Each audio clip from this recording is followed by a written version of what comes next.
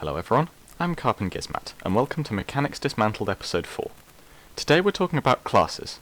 Not societal classes, that would require a much longer video.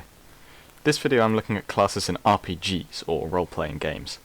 The crux of a role-playing game is that you can get into your character's shoes, and play them in whatever way you want. One of the elements of this is customizability, ensuring that your player can adjust their character on minute levels and find the exact sweet spot that's perfect for them. But this can be kind of daunting when you just start a game and suddenly have to decide a playstyle on the cuff. Do you go for strength or speed, put experience into leveling up your special attacks, or stick to your basic and reliable ones? This can be especially tricky if you're a new player, and even if you know what playstyle you're going for, you're not totally sure how to get there. Classes are a way of giving us a bit of direction, and ensuring that we start the game relatively familiar with our strengths and weaknesses. Pick a fighter or a barbarian? Well, you're going to want to buy items that buff your strength. Choose a mage or sorcerer, you'll want to level up your magic attacks. As for rogues and thieves, those levels will probably go towards speed and stealth.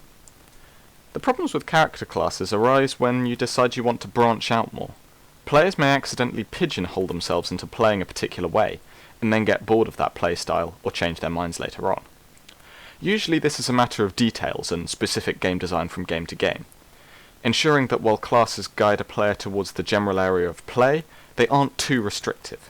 Many games will include multiclassing features that allow players to start out with one class and take another class once they achieve higher levels. Want a magic rogue? Sneaky fighter? The possibilities are still open as you progress throughout the game. Another genre in which classes emerge is multi-character or party RPGs, where the player has control over a whole group of characters with various different classes involved. This is less about keeping the game customizable and more to encourage synergy, encouraging good gameplay by forcing you to use your party's skills as a team.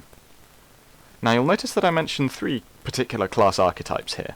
The strong one, who tends to be slow but have high health, the fast or cunning ones, who have low health but a high damage output to make up for it, and the specialists, who often have average amounts of both health and damage, but whose primary strength is their unique special abilities.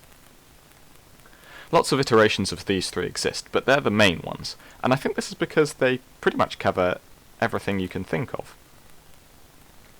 Even outside the world of RPGs, most notably in class-based shooters like Team Fortress 2 and, dare I even mention it in the same sentence, Overwatch, have their classes sorted into vaguely these categories: the strong ones, the fast ones, and the specialists.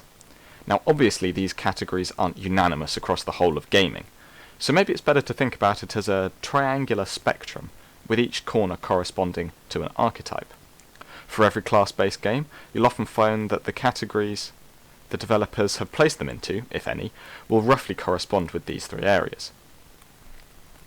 Not all games have classes, of course, or rather, not all games which could have classes do. Many RPGs just let you do whatever you want with your items and levels, and rely on the player making good choices.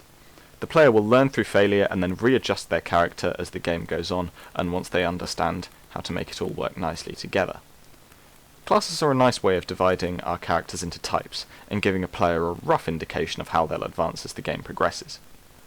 However, good game design will ensure that players aren't overly restricted as to what they can and can't do with a specific class. The same good design will ensure that a particular class's playstyle doesn't get boring as the game progresses. I've been Gizmat, and thanks for joining me on this episode of Mechanics Dismantled.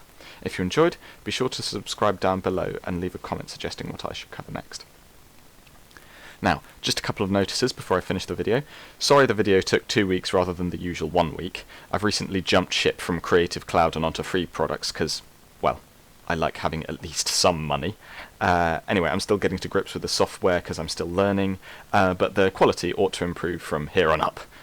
The other notice is that art commissions are open now, so you can DM me through any social media or send me an email to carpengizmat@gmail.com and specify what you would like to be drawn. I have a couple of posts going up on social media detailing prices and terms and conditions, so I will link them in the description, but generally I'll just do any kind of character design or, you know, original characters, that kind of thing. So do get in contact if you would like something drawn. Anyway, Thank you for watching, bye for now.